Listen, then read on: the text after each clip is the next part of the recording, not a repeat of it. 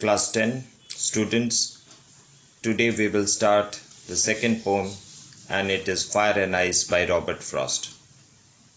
I think in the first poem also it was written by Robert Frost. It was a Robert Frost poem. This is also a Robert Frost poem. Now let us read the poem. Some say the world will end in fire, some in ice. For what I have tasted of desire, I hold with those who favor fire. But if it had to perish twice, I think I know enough hate to say for destruction ice is also great and would suffice. In this poem, what we see that the word fire and ice has been used in a symbolic manner. It is a symbol. Here in this poem, we will not discuss fire and ice as an object.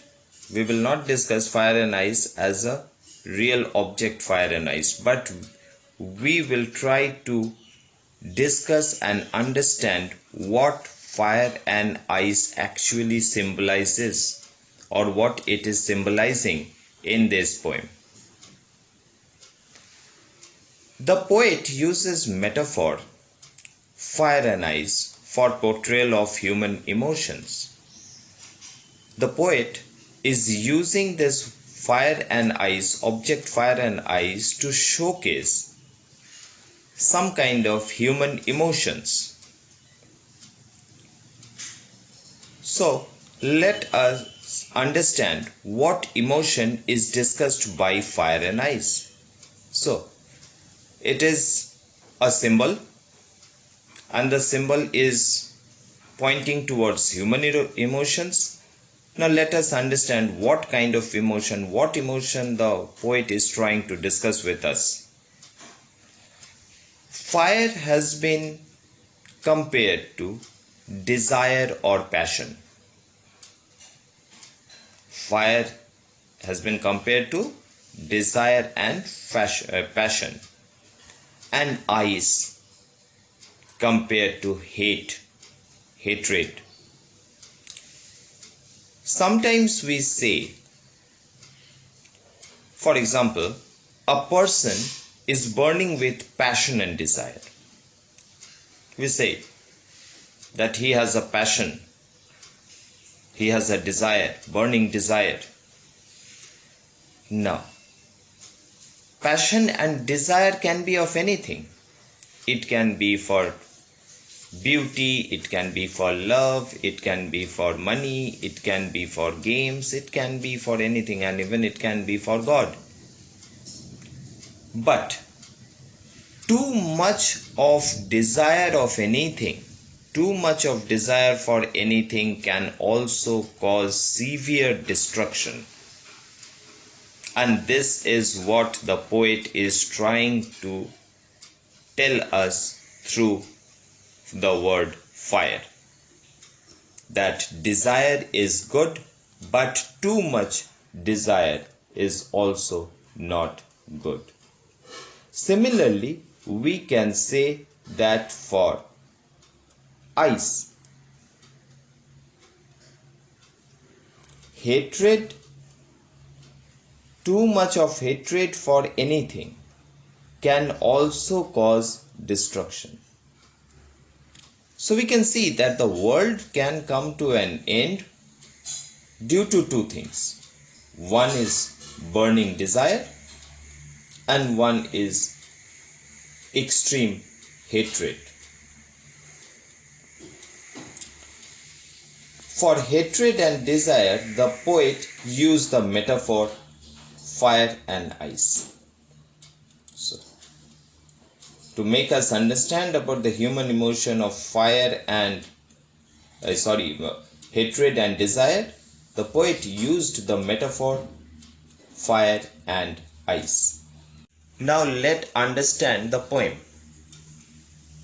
The poet talks about two types of people.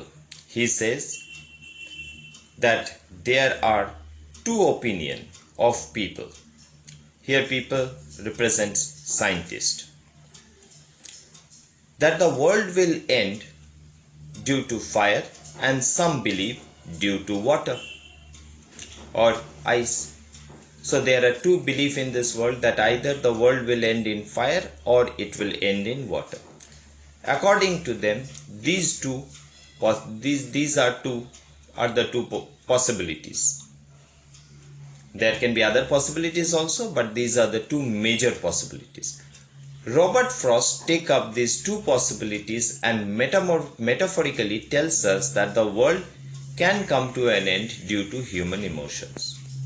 So, Robert Frost, taking up these two possibilities, metaphorically tries to make us understand that yes, these possibilities are true, but there is a deeper meaning inside it, and there is a deeper metaphorical meaning with it, and that is the world can come back end due to human emotion, that is desire and hatred. The poet in the first two lines tells us that people believe that the end of the world would be due to desire or hatred, metaphorically fire and ice. And third line he says that his knowledge of human desire make him believe that desire or fire will be the cause. So he says that he has the knowledge what desire can do. Say for instance, in history you have read about Hitler. He had a burning passion that he will be the ruler of the world. And what was the result? The end result was total destruction. In the second paragraph he justifies ice. He says that if I get a chance to die twice, he says there is enough hatred to destroy the world, and would love to experience it, as enough hate exists today. So he says that if we do not die out of fire, or if I am able to survive out of the destruction caused by desire, then I would love to die once more with hatred, because I know there is enough hatred that still exists in this world today, and it has the capacity and capability to destroy the world.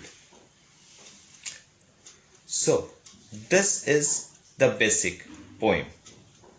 The literary devices used in this are enjambment, alliteration, personification, and anaphora.